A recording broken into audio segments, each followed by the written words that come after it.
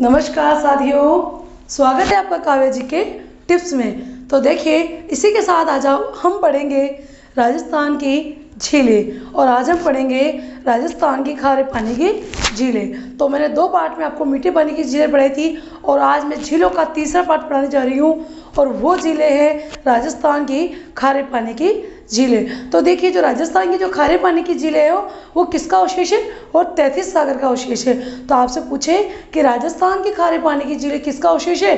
33 सागर का अवशेष है। तो चलिए हम पढ़ते हैं आज खारे पानी की झीलें। अब खारे पानी की झीलें पढ़ने से पहले आप मेरे चैनल को लाइक कीजिए, सब्सक्राइब कीजिए और बेल आइकन को प्रेस कीजिए, जिससे आपको मेरी वीडियो का नोटिफिकेशन मिलता रहे। तो बढ़ते हैं आगे। देखिए, खारे पानी की झीलें। तो देखिए, खारे पानी की जो झीलें पढ़ेंगे उससे पहले मैं आपको बता दूं कि देखिए, विश्व की सबसे बड़ी खारे पानी की झील, विश्व की सबसे बड़ी, मैं विश्व की बात कर रही हूँ, नॉट राजस्थान। विश्व की सबसे बड़ी खारे पानी की झील कौन सी? कैस्पियन सागर। कौन सी है? कैस्पियन सागर झील। विश्व की सबसे बड़ी खारे पानी की झील कौन सी? कैस्पियन सागर झील। अब देखिए, भारत की सबसे बड़ी खारे पानी की झील, और वो है चिल्का झील। कौन सी? चिल्का झील। ठीक है भाई, भारत की भी हो गई, विश्व की हो गई। अब आ जाते हैं अपने राजस्थान की। तो देखो, राजस्थान की सबसे बड़ी खारे पानी की झील कौन सी? सांबर झील। अब देखिए, ये हुई विश्व की सबसे बड़ी खारे पानी की झील और भारत की सबसे बड़ी खारे पानी की झील। अब हम पढ़ेंगे, देखो ट्रिक्स पढ़ रहे हैं अपन किसकी? खारे पानी की झीलों की। तो मैंने मीठे पानी की जो झीलों की ट्रिक्स बताई थी वो थी, बालक उदय मौसी को आफत जान पूरा गप्पी बन गया। तो देखिए, अब ट्रिक्स है राजस्थान के खारे पानी की झीलों की। तो क्या ट्रिक्स है? लून का पोप कौन साफ करता? डैडी। ट्रिक्स क्या है? लून का पोप कौन साफ करता? डैडी। देखिए, कुत्ता था जिसका नाम था लून, और उसका क्या था? पोप, मतलब गंदगी समझ ही रहे होंगे। तो कौन साफ करता? डैडी, क्योंकि हर कोई साफ नहीं कर सकता। तो बच्चा बोल रहा है कि लून का पोप कौन साफ करता? डैडी। ठीक है, खारी पानी की झीलें, और थोड़ा सा ध्यान रखना, खारी चीज़ हमेशा दीदी क्या लगती है? गंदी गंदी सी लगती है, क्योंकि खारापन होता है। तो अपन क्या करते हैं, उसको नहीं आ रही तो बहुत खारा है तो उसको छोड़ देते हैं। तो देखो, लून का पोप कौन साफ करता? डैडी। ठीक है, तो इसको छोड़ दिया अपन ने। अब देखिए, चलते हैं। लूण से है लूणकरण सर। लूण से कौन सी है? लूणकरण सर। कौन सी? लूणकरण सर। और ये कहाँ पर है भाई? बीकानेर में। ठीक है, अब देखो, लूण से हो गया। अब लूण का, अब देखो का से है कावोद, और कावोद कहाँ है? जैसलमेर में। तो ध्यान रखना, ये सब चीज़ें आपको एक ही लाइन से याद रखनी है। लून का पोप कौन साफ करता है? डैडी। तो ये याद है तो आपको खारे पानी की झीलों की ट्रिक्स भी याद है। तो का से हो गया कावोद, जैसलमेर में। अब देखिए, पोप, तो पोप, तो देखो पोकरण, पोकरण कहाँ पर है? जैसलमेर में। अब पोप, प से है पंचभद्रा, कहाँ पर? बाड़मेर में। तो पंचभद्रा झील कौन सी है? ये खारे पानी की झील है। इसके अलावा कौन सी? को से देखिए, कोछार झील। कौन सी झील? कोछार झील। कौन? देखो, कोछार झील कहाँ पर? सीकर में। जबकि नावा, जो क्या है? नागौर में। नावा मंडी है नमक की, तो ध्यान रखना, नावा कहाँ है? नागौर में। अब देखो, साफ, तो साफ से क्या हो गया? सांबर कहाँ पर? जयपुर में। फ से फलोदी कहाँ पर? जोधपुर में। करता, मतलब करता से क्या हो गया? क से हो गया कुचामन, और कुचामन कहाँ पर है? नागौर में है। तो देखिए आगे, देखो रेवासा और कोछार, 2 खारे पानी की झीलें कहाँ पर? सीकर में। तो ये रेवासा कहाँ पर है? सीकर में है। तो जिले भी ध्यान रखना, क्योंकि जिले भी बहुत बार पूछ लेते हैं कि बताइए जो रेवासा झील है वो कहाँ स्थित है? वो सीकर में स्थित है। अब देखिए चूरू, अब चूरू में कहाँ है? ताल छापर अभ्यारण्य, और ताल छापर झील भी वहाँ पर। और इस ताल छापर झील या ताल छापर अभ्यारण्य में क्या पाए जाते हैं? काले हिरण पाए जाते हैं। और यहाँ पर जो स्थानीय घास है उसे क्या बोलते हैं? मोथिया घास। क्या बोलते हैं उसे? मोथिया घास। अब देखो, डेडी, डेडी से डेडी, डे गाना, डिडवाना। देखो, डे गाना और डिडवाना दोनों कहाँ पर? नागौर में। तो लून का पोप कौन साफ करता? डैडी यदि ये लाइन याद है आपको तो आप, मैं श्योर कह रही हूँ कि आपके खारे पानों की झीलों वाला जो क्वेश्चन आएगा वो गलत नहीं जाएगा। फिर से इसका स्क्रीनशॉट लीजिए और हम बढ़ते हैं आगे।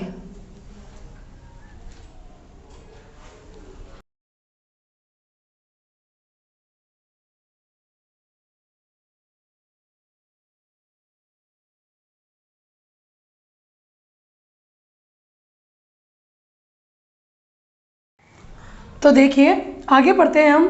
कौन सी झील? सांबर झील, जो मुख्य झील है, जो राजस्थान की सबसे बड़ी खारे पानी की झील है। तो देखिए सांबर झील के बारे में शुरुआत करते हैं। तो देखिए सांबर झील, अब आपको देखो झील के अंदर दिख रहा होगा अजमेर, नागौर और जयपुर। अब आप मैंने देखिए अजमेर, नागौर और जयपुर क्यों लिखा, तो आपको दिख रहा होगा कि जयपुर, नागौर, अजमेर, तो इस झील में 3 ज़िले हैं। तो ध्यान रखना क्यों, तो यहाँ थोड़ा ध्यान रखना, इसका विस्तार पूछे ना कि सांबर झील का विस्तार कितने ज़िलों में है? 3 ज़िलों में इसका विस्तार है। और वो कौन कौन से ज़िले हैं? अजमेर, नागौर और जयपुर। तो 3 ज़िले हो गया, अजमेर, नागौर और जयपुर। ठीक है भाई, तो आपसे पूछे कितने ज़िलों में सांबर झील का विस्तार है? 3 ज़िलों में। कितने ज़िलों में? 3 ज़िलों में इसका विस्तार है। लेकिन कागजों में नाम पूछे कि वास्तव में सांबर झील कहाँ स्थित है, अपन बोलते हैं जयपुर, क्योंकि कागजों में इसका जो नाम है वो कहाँ पर है? जयपुर में है। सांबर झील कहाँ स्थित है? जयपुर में स्थित है। जबकि विस्तार कितने ज़िलों में? 3 ज़िलों में। अब देखिए ये सांबर झील जो है समुद्र तल से इसकी औसत ऊंचाई पूछते हैं। समुद्र तल से इसकी औसत ऊंचाई कितनी है? 367 मीटर। कितनी? 367 मीटर समुद्र तल से सांबर झील की औसत ऊंचाई है। अब देखिए आपको मैंने पहले बता दिया कि राजस्थान की सबसे बड़ी खारे पानी की झील सांबर झील, लेकिन ध्यान रखिएगा भारत की दूसरी सबसे बड़ी खारे पानी की झील सांबर झील, जबकि भारत की सबसे बड़ी खारे पानी की झील कौन सी है भाई? चिल्का झील। तो कोई कंफ्यूज मत हो ना, भारत की दूसरी सबसे बड़ी खारे पानी की झील पूछे तो आपको क्या करोगे? आप सांबर झील कर दोगे। इसी के साथ देखिए देश के कुल नमक उत्पादन का मतलब, देखिए पूरा भारत जो नमक उत्पादित करता है ना उसका कितना परसेंट? 8%। कितना परसेंट? 8% कहाँ उत्पादित होता है? सांबर झील में उत्पादित होता है। मतलब राजस्थान जो है देश के कुल नमक उत्पादन का 8% सांबर झील नमक उत्पादित करती है। तो 8% जो नमक का उत्पादन होता है देश के कुल नमक, मतलब मान लो जो देश का कुल नमक उत्पादन है 12%, लगभग 12% है, उसमें से 8% तो कहाँ पर उत्पादित होता है? सांबर झील में, यानी राजस्थान में उत्पादित होता है। अब देखिए जो सांबर झील है वो है 32 किलोमीटर लंबी और 3 से 12 किलोमीटर चौड़ी। कितनी? 32 किलोमीटर लंबी और 3 से 12 किलोमीटर चौड़ी। समझ में आया तक? 32 किलोमीटर लंबी, 3 से 12 किलोमीटर चौड़ी। अब देखिए इससे जो सांबर झील में है एक शैवाल पाया जाता है जिसका नाम है स्पाइरुलिना शैवाल। कौन सा? स्पाइरुलिना शैवाल, जो कि जिसमें क्या होती है? प्रोटीन की मात्रा ज़्यादा होती है। तो ज़रा ध्यान रखना, ये जो स्पाइरुलिना जो शैवाल है इसमें क्या होती है? प्रोटीन की मात्रा ज़्यादा होती है। अब देखिए बहुत मोस्ट क्वेश्चन है ये वाला, रामसर साइट पर्यटन स्थल। तो राजस्थान में 2 ही रामसर साइट पर्यटन स्थल है, एक केवलादेव भरतपुर और एक सांबर झील। कब घोषित की गई? 1990 में। तो किस झील को रामसर साइट पर्यटन स्थल घोषित किया गया? सांबर झील को। अब आप सोच रहे होंगे ये रामसर साइट पर्यटन स्थल क्या है? नमभूमि क्षेत्र है। तो यहाँ तक आपको समझ में आया? आप फटाफट से इसका स्क्रीनशॉट लीजिए और हम बढ़ते हैं आगे।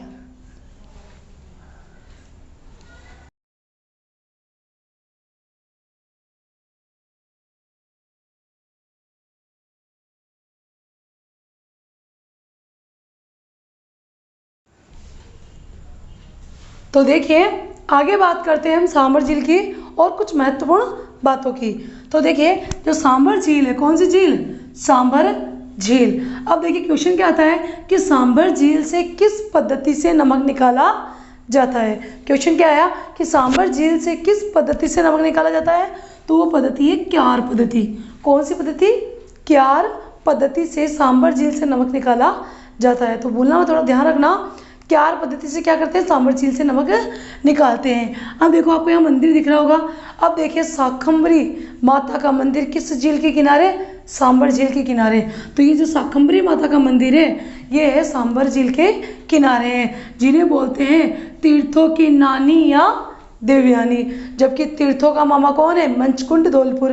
जबकि तीर्थों का मामा पुष्कर, तीर्थों का भांजा कौन है? मंचकुंड धौलपुर। और तीर्थों की नानी क्या है? देवयानी। तो ध्यान रखना, तीर्थों की नानी कौन? देवयानी। तीर्थों का मामा कौन? पुष्कर। तीर्थों का भांजा कौन? मंचकुंड धौलपुर। तो मामा, भांजा, नानी तीनों हो गए। अब देखिए, अब देखना, थोड़ा सा ध्यान रखना, इंपॉर्टेंट क्वेश्चन है ये, मैं पॉइंट लगा रही हूँ कि देखिए सांबर झील में कौन कौन सी नदी अपना झील गिराती है। तो मेहता, रूपनगढ़, खारी, खंडेला। मेहता, रूपनगढ़, खारी, खंडेला नदियाँ कहाँ अपना जल गिराती है? सांबर झील में गिराती है। मेहता, रूपनगढ़, खारी, खंडेला। मेहता, रूपनगढ़, खारी, खंडेला नदियाँ अपना जल कहाँ गिराती है? सांबर झील में गिराती। बहुत इंपॉर्टेंट क्वेश्चन है ये कि कौन कौन सी नदियाँ सांबर झील में आकर गिरती है? मेहता, रूपनगढ़, खारी, खंडेला नदियाँ इसमें आकर गिरती है। अब देखिए, आपने सुन रखा होगा कुर्जा पक्षी। जो कुर्जा पक्षी है वो कहाँ पाया जाता है? खिंचन गाँव। खिंचन गाँव जोधपुर में। कहाँ पर? खिंचन गाँव जोधपुर में पाया जाता है। लेकिन वो किस झील के किनारे आता है? वो आता है सांबर झील के किनारे आता है। उसी के साथ देखिए एक राजहंस पक्षी। कौन सा? राजहंस पक्षी, जो गुजरात का राज्य पक्षी है, वो भी कहाँ पर आता है? सांबर झील के किनारे आता है। तो आगे देखो, बिजोलिया शिलालेख के अनुसार, किस शिलालेख के अनुसार? बिजोलिया शिलालेख के अनुसार वासुदेव चौहान ने, किसने? वासुदेव चौहान ने सांबर झील का निर्माण करवाया था, यह निर्माता थे। किस शिलालेख के अनुसार? बिजोलिया शिलालेख के अनुसार सांबर झील के निर्माता किसे माना गया? वासुदेव चौहान को माना गया। अब देखिए, सांबर झील के किनारे ही, पास में ही एक और मस्जिद है, जैसे मंदिर है शाकंभरी माता का, वैसे मस्जिद भी है, और वो है नलियासर मस्जिद। नलियासर मस्जिद कहाँ है? नागौर में। और किस झील के किनारे है वो? सांबर झील के किनारे। अब देखो, ये सांबर झील बहुत अच्छी चीज़ रही है, बहुत ऐतिहासिक चीज़ भी रही है। क्यों? क्योंकि यहाँ पर ये जो है अकबर और जोधा की विवाह स्थली भी रही। तो अकबर और जोधा की विवाह स्थली कौन सी झील रही? सांबर झील रही। अब देखिए, जो संत दादू दयाल थे, जो राजस्थान के कबीर कहलाते थे, उन्होंने पहला उपदेश किस झील के किनारे दिया? सांबर झील के किनारे दिया। तो ये थोड़ा ध्यान रखना कि संत दादू दयाल ने अपना पहला उपदेश किस झील के किनारे दिया? सांबर झील के किनारे दिया, जो क्या कहलाते थे? राजस्थान के कबीर कहलाते थे। तो यहाँ तक आपको समझ में आया? आप फटाफट से इसका स्क्रीनशॉट लीजिए और हम बढ़ते हैं आगे।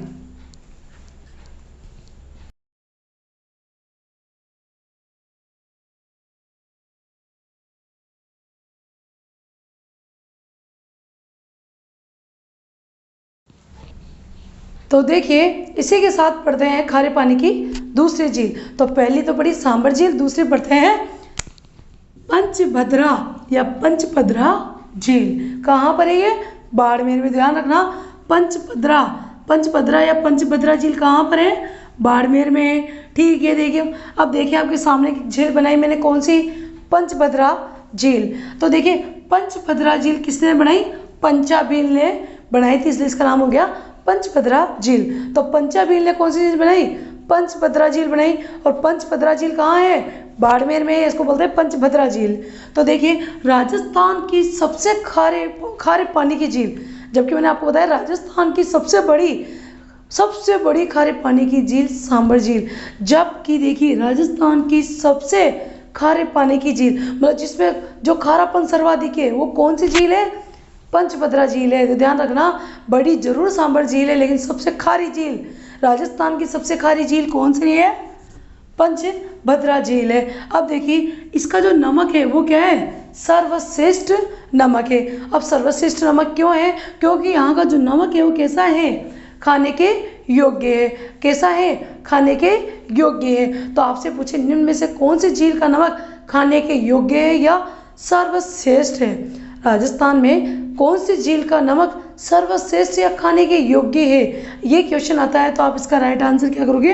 पंचभद्रा झील का नमक जो है खाने के योग्य है। इसी के साथ देखो इम्पोर्टेंट क्वेश्चन है कि खारवाल जाति के लोग किस झील से नमक निकालते हैं। तो खारवाल जाति के जो लोग होते हैं वो पंचभद्रा झील से क्या करते हैं, नमक निकालते हैं। और किससे नमक निकालते हैं, किस उपकरण से नमक निकालते हैं, तो वो एक मोरली झाड़ी की नामक उपकरण से क्या करते हैं, नमक निकालते हैं। तो आपसे पूछ सकते हैं खारवाल जाति के लोग किसके द्वारा जो है पंचभद्रा झील से नमक निकालते हैं, मोरली झाड़ी से वो नमक निकालते हैं। या खारवाल जाति के लोग किस विधि से नमक निकालते हैं, तो वो है वायु रेस्ता विधि। कौन सी, वायु रेस्ता विधि से जो है खारवाल जाति के लोग नमक निकालते हैं। और आपसे पूछे किस झाड़ी से, मोरली झाड़ी, उपकरण जरूर ध्यान रखिएगा। अब देखिए बहुत बार क्वेश्चन ये भी आ जाता है कि जो पंचभद्रा झील है वहाँ कुओं से भी नमक निकाला जाता है। और जो पंचभद्रा झील में जो कुओं से नमक निकाला जाता है वो कौन सी पद्धति से, कोशिया पद्धति से। तो कुओं से जो नमक निकालते हैं पंचभद्रा झील में वो कहलाती है कोशिया पद्धति। जबकि खारवाल जाति के लोग जो मोरली झाड़ू से नमक निकालते हैं वो कहलाती है वायु या रेस्ता पद्धति। बिल्कुल वायु जैसे चलती है, रेस्ता ऐसे चलता है ना, वैसे ही जो है ये अपनी झाड़ी के द्वारा ऐसे करते हुए नमक निकालते हैं। अब देखिए इसके नमक में देखो सर्वश्रेष्ठ नमक है तो सोडियम क्लोराइड तो अच्छा होना ही। देखो सर्वश्रेष्ठ नमक होगा तो उसमें क्या होगा, सोडियम क्लोराइड अच्छा होगा। NaCl क्या होगा, NaCl अच्छा होगा। तो जो NaCl की मात्रा होती है तो उसमें कितनी होती है, 98% होती है। तो आपसे पूछ सकते हैं कि पंचभद्रा झील के जो नमक है उसमें सोडियम क्लोराइड की मात्रा कितनी होती है, 98% होती है। अब देखिए जो पंचभद्रा में सर्वाधिक जो नमक के कारखाने हैं, पंचभद्रा यानी बाड़मेर में जो सर्वाधिक नमक के कारखाने हैं वो किस क्षेत्र में है, वो हीरागढ़ क्षेत्र में है। तो आप थोड़ा सा रिवीजन कर लेते हैं वापस। देखो पंचभद्रा झील को बनाया किसने, पंचाबील ने। राजस्थान की सबसे खारी झील कौन सी, पंचभद्रा झील। राजस्थान की सबसे खारे पानी की झील जो है वो है पंचभद्रा झील। सर्वश्रेष्ठ नमक कहाँ का, पंचभद्रा का। सर्वश्रेष्ठ होगा तो खाने के योग्य होगा, तो खाने के योग्य कौन सा, पंचभद्रा का जो नमक है वो अब देखिए खारवाल जाति के लोग मोरली झाड़ी से वायु रेस्ता पद्धति से नमक निकालते हैं कहाँ पर, पंचभद्रा झील में। और पंचभद्रा झील में ही कुओं से जो नमक निकालते हैं कौन सी पद्धति से, कोशिया पद्धति से। और यहाँ पर जो सोडियम क्लोराइड की मात्रा है वो कितनी पाई जाती है, 98% पाई जाती है। और इस क्षेत्र में जो सर्वाधिक नमक के कारखाने हैं वो किस क्षेत्र में है, हीरागढ़ क्षेत्र में है। तो आपको यहाँ तक समझ में आया, आप फटाफट से इसका स्क्रीनशॉट लीजिए और हम बढ़ते हैं आगे।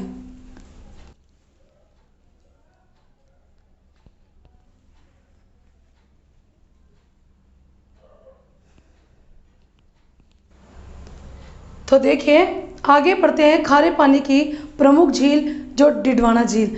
पहली प्रमुख झील पड़ी सांबर झील, दूसरी पड़ी पंचभद्रा झील और तीसरी पढ़ेंगे हम कौन सी, डिडवाना झील। अब डिडवाना झील कहाँ पर है, नागौर में। कहाँ पर है, नागौर में है। तो देखिए ये डिडवाना झील, देखिए मोस्ट इंपॉर्टेंट क्वेश्चन क्या बनता है इसका, जो डिडवाना झील है उसके नमक में क्या पाया जाता है, सोडियम सल्फेट पाया जाता है। जबकि सोडियम क्लोराइड कौन सी झील में पाया जाता है, पंचभद्रा झील में पाया जाता है। जबकि सोडियम सल्फेट कहाँ पाया जाता है, डिडवाना झील में पाया जाता है। जो कैसा है, खाने के अयोग्य है। देखो जिस नमक में क्लोराइड होता है, सोडियम क्लोराइड होता है, क्लोराइड होता है, देखो सोडियम क्लोराइड, तो वो नमक होगा खाने योग्य। लेकिन जो नमक सोडियम सल्फेट होता है वो होता है खाने के अयोग्य। तो देखिए जो ये नमक कौन सा होगा, खाने के अयोग्य है। तो आपसे क्वेश्चन क्या पूछेंगे कि राजस्थान में किस झील में खाने के अयोग्य नमक पाया जाता है, तो वो है डिडवाना झील। तो यह नमक कागज़ बनाने के काम में आता है, क्योंकि किसी न किसी काम में लेना तो है ही, क्योंकि सबसे खारा नमक है ये, डिडवाना झील। जो कि डिडवाना झील का है, इसमें क्या पाया जाता है, सोडियम सल्फेट पाया जाता है। तो ये देखा जाए तो बेकार नमक है, लेकिन बेकार नहीं होने देंगे इसको, क्योंकि खाने के अयोग्य है। बाकी दूसरी चीज़ों में इसको काम ले सकते हैं, जैसे कागज़ बनाने में, औद्योगिक नमक के रूप में जैसे रंगाई, छपाई, इनमें कौन से नमक काम लेता है, डिडवाना का नमक जो होता है काम में लिया जाता है। तो थोड़ा ध्यान रखना, डिडवाना का नमक जो है औद्योगिक नमक है, रंगाई छपाई। तो औद्योगिक नमक कौन सा है, डिडवाना का नमक है, जिसका काम किस होता है, कागज़, रंगाई छपाई में काम लिया जाता है। और इसमें क्या पाया जाता है, इसमें सोडियम सल्फेट पाया जाता है। अब देखिए इसके पास में एक मंदिर बना हुआ है, किस झील के किनारे?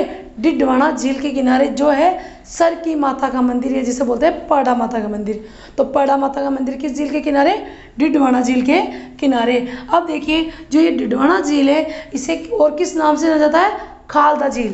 तो आपसे बहुत बार पूछते हैं क्वेश्चन कि खालदा झील किसे कहा जाता है, या निम्न में से किस झील का नाम खालदा झील है?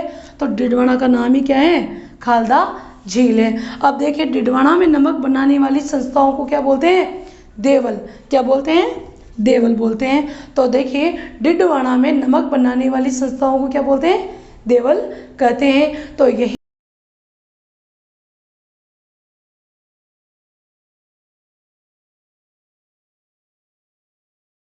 तो देखिए खारे पानी की झीलें यही समाप्त होती है। इसी के साथ राजस्थान की झीलों का टॉपिक भी कंप्लीट होता है। तो मिलते हैं नेक्स्ट वीडियो में, लेकिन उससे पहले आप मेरे चैनल को सब्सक्राइब कीजिए, बेल आइकन को प्रेस कीजिए, जिनसे आपको मेरे वीडियो का नोटिफिकेशन मिलता रहे, और जितना हो सके वीडियो को शेयर कीजिए। जय हिंद।